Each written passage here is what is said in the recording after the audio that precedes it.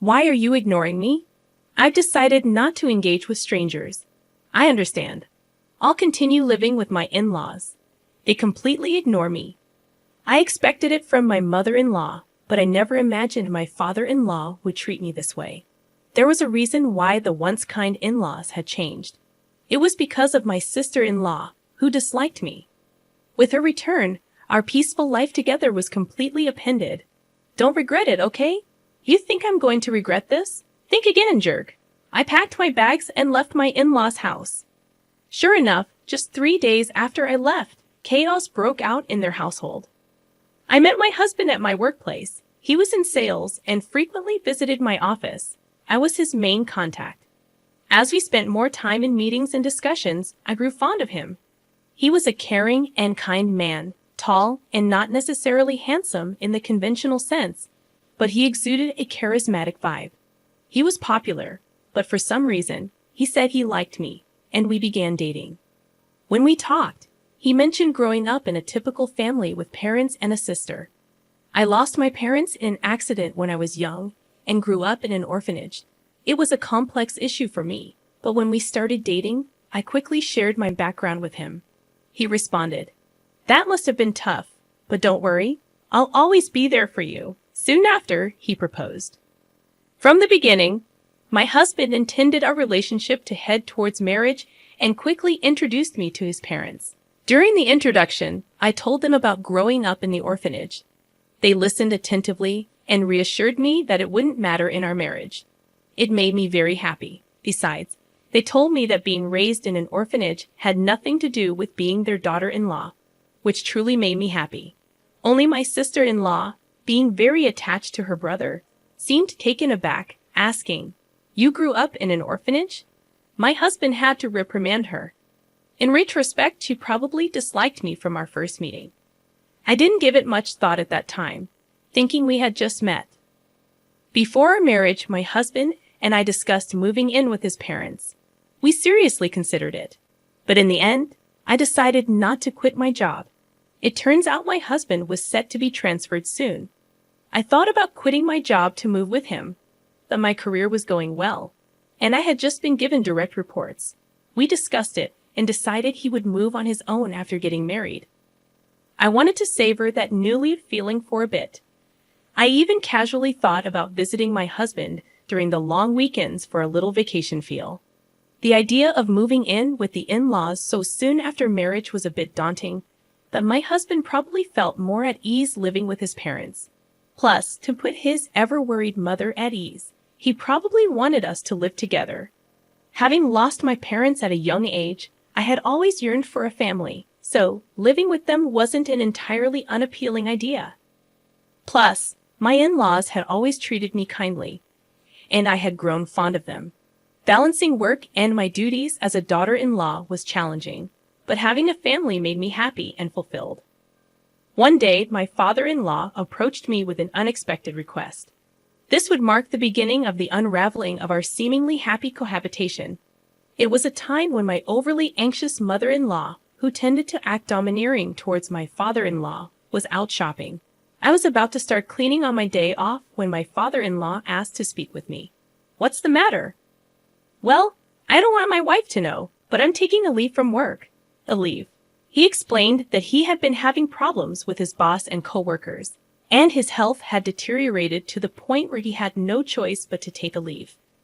My mother-in-law is a good person, but she's always anxious and a bit neurotic, living with them. I began to notice her neurotic tendencies and how my father-in-law tiptoed around her to avoid upsetting her.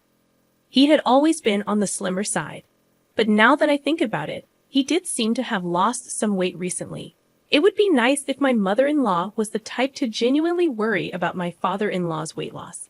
However, when he had previously taken a sick day due to a cold, she remarked, "A cold.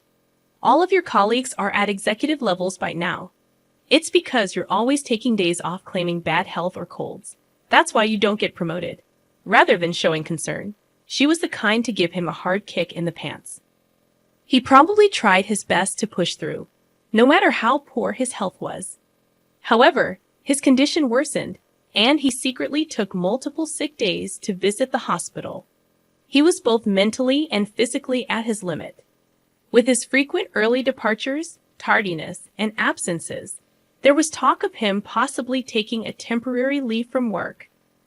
But my father-in-law didn't want to upset my mother-in-law under any circumstances. If he were to suggest taking a leave of absence, it's obvious that she would explode in anger. Besides, my father-in-law's salary wasn't that great, and he depended on his overtime pay. So taking a leave would mean he'd be making significantly less. If he told my husband, he'd probably end up telling my mother-in-law. So he approached me, asking if I could help with the living expenses. If I suggest taking a leave, she might even divorce me, he said. Hearing those words from him felt like a punch to the gut. I deeply appreciated my in-laws, who had warmly welcomed me without discriminating against my background of being raised in an institution. Determined to be supportive, I made up my mind to help him out during this tough time. Understood. I'll transfer money into your account every month. Please use it for living expenses. I'm truly sorry.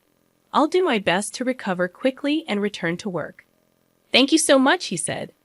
After that, my father-in-law pretended to go to work as usual, while I transferred money into his bank account, which he used for living expenses. My mother-in-law, being rather carefree, didn't meticulously check her bank statements or maintain a household ledger, so she never noticed my transfers. Pretending to go to work, he would visit a mental clinic or take walks in the serene mountains. Gradually, his complexion seemed to improve. I thought he might be returning to work soon, but then an unexpected event occurred. After a marital spat, my sister-in-law returned to her parental home. There's nothing like being home. I thought I'd go crazy if I had to stay with that idiot husband of mine. I'll be staying here for a while. Please prepare meals for me too. I was well aware from our first meeting that my sister-in-law didn't like me. During our family's first meeting, my husband was really upset because she was visibly displeased. During the wedding, she maintained a sour expression throughout and even told me point blank, "My brother looks so good, but you? It would have been better if he married someone prettier." She openly looked down on me, raised in an institution, saying it was embarrassing that I didn't have parents to present at the wedding. However, she got married earlier than us and had already moved out, so I thought our interactions would be limited. That's why I thought living with them would be okay. If she had been living at home, I wouldn't have even considered moving in, knowing the daily jibes I would receive. Still, I thought this visit was just temporary due to her marital problems and expected her to leave within a few days. Despite her stern behavior towards my father-in-law, my mother-in-law was never harsh towards me. Even if my sister-in-law had made snide comments, I believed my mother-in-law would have defended me. But I was wrong. One day when I returned from work, something seemed off about my mother-in-law's behavior. Is something wrong? She seemed distant, not engaging in her usual conversation. When I asked, she responded, "Did you know you've been bad-mouthing me behind my back?" "What? I've never said anything bad about you. You've always been kind to me, and I'm truly grateful. Why would I badmouth you? You've been playing the good daughter-in-law card all this time, but you've been bad-mouthing me on the side. Fine, whatever." Saying this, she left the room. In the hallway, my sister-in-law was smirking. "Looks like you've fallen out of favor. Did your true colors show? Being raised in an institution, your background really does show, huh? It's better not to badmouth people, you know." "I haven't said anything bad about her." "Oh, the neighbors seem to have heard it. After I returned home after such a long time, they told me that you've been constantly criticizing her." "What? Who are these neighbors?" "Look, it's been a while since I got married and moved out, so I've kind of forgotten the names of the neighbors. I've never said any of those things. Stop making things up."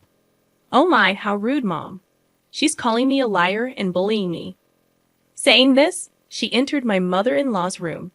After that, my sister-in-law's malicious behavior escalated. She claimed I told her to sleep in the corridor and take the last bath because she's just a lodger. She complained to my mother-in-law about every little thing. Every time, I had to explain that I hadn't said or done any such thing. However, my mother-in-law seemed to be completely taken in by my sister-in-law's words and seemed to be under her influence. My sister-in-law continued her day, making me wonder if she intended to stay indefinitely. With these worries, I headed home with a heavy heart. I'm home. Previously, my mother-in-law would cheerfully greet me with welcome back. Now, there was silence. I'll get dinner ready, I said, stepping into the living room. I was shocked. Normally, my sister-in-law would nag me to prepare dinner quickly, but now my mother-in-law, father-in-law, and sister-in-law were all eating sushi together. Surprised? My sister-in-law said, "Oh, it looks like someone who isn't family is home. You're not thinking of having sushi, are you?" Without even glancing at me, my mother-in-law continued eating while watching TV. If you wanted sushi, you should have said so. I rushed home after shopping. No one asked for that. Hey, Mom, Dad, I went out with my friends during the day and got some delicious pudding. Let's eat together. As my sister-in-law said that without paying any mind to me, the three of them started eating the pudding. I was exhausted from work and didn't have the energy to get upset. So I went to my room without eating. The next day, my sister-in-law said she was going out with friends and asked me to drive her to the station. I obviously declined since it was a weekday and I had work. Even if we were headed in the same direction, it would be a completely different route, and she wanted to leave close to noon. There's no way I could take her. Just take a day off. It's fine. Your cute little sis-in-law just wants a ride. She never had the chance to relax and hang out after she got married, right? Can't you be a bit kinder to her? Now, with all due respect, didn't you go out with friends last night after getting a late-night call? Seems like you've been going out almost every day since you came home. I have work. Please take the bus or train. My mother-in-law and sister-in-law were murmuring in the background, but I was fed up. I left for work. However, that night, the defining event that made me decide to leave this house took place. I got held up at work and returned home after picking up some groceries, expecting to be berated. It had started raining by the time I left the office, and it was pouring so hard that even getting in and out of the car, I was drenched. I wondered what nasty trick would be played on me tonight. But when I got home, the three of them were eating takeout just like the day before, no greeting, acting as if they didn't even notice my return. But I've grown used to this treatment. I glanced toward the courtyard from the hallway and saw something placed in the center of the garden. Taking a closer look, it was my belongings. A designer bag I bought with my first paycheck, shoes that were my first birthday gift from my husband, and even my computer that I used for work at home was soaked. As I was in shock, my sister-in-law said with a smirk, "I felt so grossed out having a stranger's things in the house."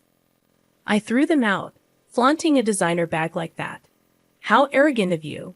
Neither of my in-laws said a word about her outrageous behavior. Why didn't you stop her?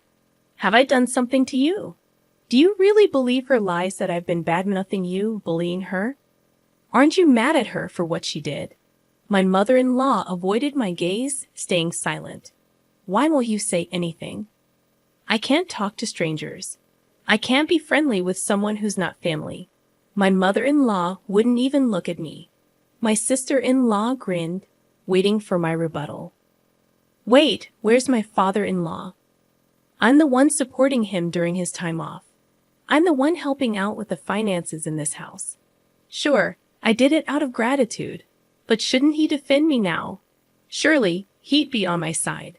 Hoping for support, I looked at him, but he walked past me without a word and went into his room. That was the breaking point for me. I see, I've had enough. Oh, are you mad? I'm sorry.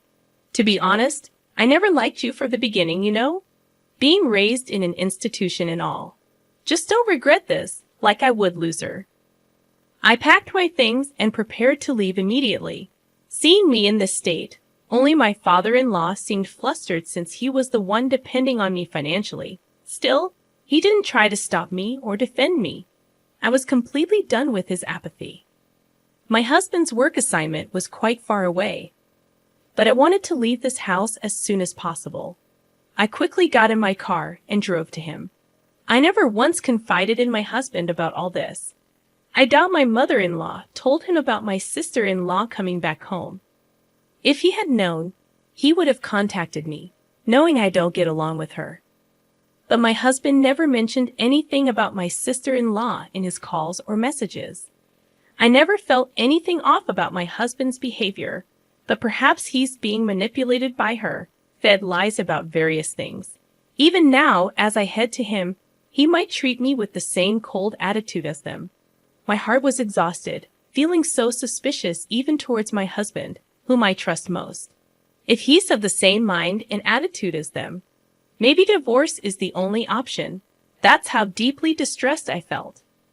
When I arrived at his out-of-state apartment, he hadn't returned yet, perhaps busy since it was the end of the month. As I waited, my husband energetically entered the apartment, maybe having noticed the lights. "What if you were coming? You should have told me. I would have come home earlier." Was surprise? No, just seeing your face. He immediately greeted me with a radiant smile. The relief of seeing him happy to see me combined with the humiliation from my in-laws' house made a mixture of emotions flood out, and I broke down crying. What happened? Did I say something wrong? Seriously, what's going on? It seemed my husband had no idea about the treatment I received at his parents' house. I composed myself, knowing I had to clearly explain everything to him, and began to recount everything. How I'd been financially assisting his father who took medical leave, without telling his wife that his sister had returned and was now staying at their parents' home. That she'd been feeding his mother lies about me, turning her cold towards me, how they referred to me as an outsider, how they ignored me, left my belongings out in the rain and ruined them. Through tears and pauses, I told him everything. Finally, I made it clear that I had no intention of ever returning to that house, and that if he couldn't agree with me on this, I'd want a divorce. My husband apologized for being too engrossed in his work and not checking in on me more often, regretting his family's behavior towards me. Of course, he told me I don't have to go back to his parents' house or even speak to them. Even if I ever forgave them, he was adamant about cutting ties with his parents and sister. He also promised not to provide any financial aid to his father anymore. That night, I felt truly relieved. The tension I had been holding melted away, and I had a peaceful sleep by his side. After that, I never returned to my in-laws' house. While commuting from my husband's out-of-state place was not feasible, I had already approached my company about working remotely. Since my sister-in-law and mother-in-law started treating me harshly, my job doesn't necessarily require being in the office, and many of my colleagues and superiors also work remotely. While I had to visit the office a few times a month, several colleagues lived even further away, so switching to remote work wasn't a problem. I hadn't truly experienced married life since moving in with his family and dealing with my sister-in-law's bullying, but now we could finally live like newlyweds. Just as I was setting up my remote workstation, predictably, my sister-in-law contacted me. It turned out the day after I left their house was the day my father-in-law was supposed to get paid. My mother-in-law usually withdraws a certain amount and transfers it to their household account on payday. But this time she couldn't. Until now, I have been supplementing my father-in-law's reduced salary due to his time off. Upon checking their balance, my mother-in-law confronted him, and he confessed that I had been helping them financially. "Hey, why didn't you tell me you were covering the living expenses?" He told me not to, saying he didn't want you to know, so I kept it a secret. Anyway, we're running out of money for living expenses, and there's no one to cook or do laundry. The room is a mess. As his wife, you need to come back and take care of these things and transfer money quickly. How heartless. I told you, didn't I? I don't regret this. I have no intention of going back to that house or continuing as your maid. Why should I help people who hate me, destroy my belongings, and treat me like this? Aren't you his wife? Without your help, we can't pay the electricity or gas bills. We can't even go shopping. That's why I said it. I'm an outsider, so it's none of my business, right? I hung up, ignoring my sister-in-law's ranting. She and my mother-in-law kept pestering me with calls and messages, but I ignored all of them. Even after my husband returned from work, the persistent calls from them continued. When my husband answered, he told them firmly, "I'll never forgive you for how you treated her, and I'm never sending her back to you. I'm not coming back either. I don't consider you my family anymore. Stay away from my wife, or you'll regret it." Given that my sister-in-law adored her brother, and my mother-in-law heavily relied on him, they were probably in shock. A few days later, I received a call from my father-in-law. He said living with my mother-in-law and sister-in-law was becoming unbearable, and he begged me to continue the financial assistance. I'm still grateful for them accepting me, who grew up in an orphanage when they married. But they didn't support me in my time of need, despite all the financial help I provided. I don't owe them anything. Why should I help those who joined others in ignoring me? I'll never assist you again. And with that, I ended the call. Later on, my relentless mother-in-law and sister-in-law audaciously showed up at my workplace. Since I was already working remotely and had a bad feeling about them, I'd informed my company about the situation. The security was alerted immediately. Apparently, they caused a scene, demanding that the company force me to send money back home. Upon hearing this, my husband said, "Report them to the police." Colleagues at my company were supportive, saying, "I can't believe you lived with those people. Focus on your remote work with your husband." As for my in-laws, my father-in-law's health deteriorated under the pressure from my mother-in-law and sister-in-law, and he'd eventually resigned. My sister-in-law tried to return to her husband's family, but he refused to take her back. The small town quickly caught wind of her drama at my workplace. Given the embarrassment, there was an uproar at her in-laws' place.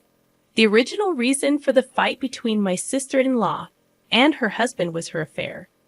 This incident added to their issues, leading to an immediate decision to divorce. Without a home, my in-laws and sister-in-law moved to a cheap apartment, managing to get by on part-time jobs. As for my husband and me, we're finally living peaceful days, feeling mentally and physically fulfilled. Recently, we found out we're expecting a child and are overjoyed. We're looking forward to the day we meet our baby, cherishing our time together.